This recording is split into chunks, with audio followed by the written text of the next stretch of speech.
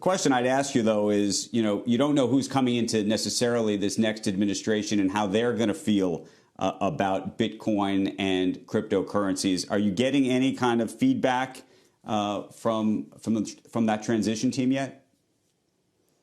Thanks, Andrew. It's really a mixed situation. I think this is a world where there's a lot of different parts of both the left and the right that understand this differently, and frankly, there's a lot of misunderstanding. And so, on the one hand, you have, I think, on the very liberal end of the spectrum, a view that somehow this is, not good for individuals who have less access to the financial system, when in fact the opposite is the case, that this technology, in particular stablecoins, hold promise of opening up and widening access to the financial system more deeply than the existing banking system. On the other hand, you have big banks and those in Congress that they may lobby aggressively, saying, hey, these firms in this space need to have tighter rules around them.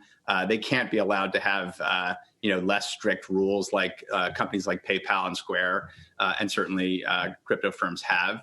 And and then you've got kind of moderates both on the left and the right who I think are see this constructively.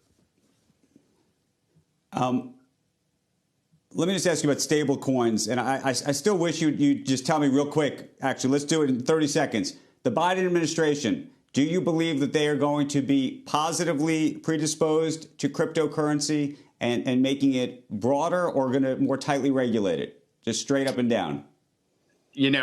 I think that they will ultimately be supportive because this is an infrastructure change as big as the initial commercial internet, and they're going to be focused on infrastructure changes that make America more competitive. And this is absolutely going to be a core building block in that. Okay, let's move on to stable coins versus Bitcoin. You have a stable coin. It's actually had a high degree of success. I mean, the numbers are off the charts. It's up 500%. Just explain to the viewers who are uninitiated what the difference is, frankly, between something like a stable coin relative to a Bitcoin. Sure. A stable coin like USD coin or USDC is a digital currency that is backed by dollars, dollars that are held in the traditional banking system. And so it's really, as some people like to say, it's a new form factor for dollars. It is a way to take the stability of a dollar sitting inside the Federal Reserve governed banking system and then imbue it with the powers of cryptocurrency, which is the ability to transmit it globally, instantly, frictionlessly, the same way we can exchange information, data, and content. So it is really a way to kind of turbocharge dollars or other currencies, other fiat currencies, by running them on top of blockchain infrastructure. And so it's really combining these worlds. Explain this, though. Oftentimes we hear that, one day the Federal Reserve could decide to issue their own version of a digital version of the U.S. dollar. If that were to happen, would that effectively crowd out a stable coin?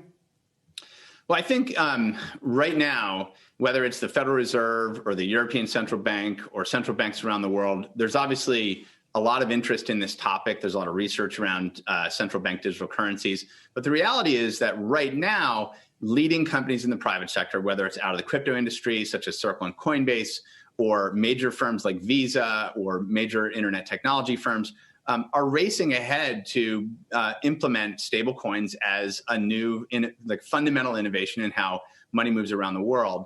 I think the real question is basically over the coming, let's say, 2, 3, 4 years, is there some convergence there? Are the standards that are built in industry and by fintechs and by the private sector, do those things converge with, say, the safeguards that central banks care about? And is there a supervisory role that makes sense? Shepard Smith here. Thanks for watching CNBC on YouTube.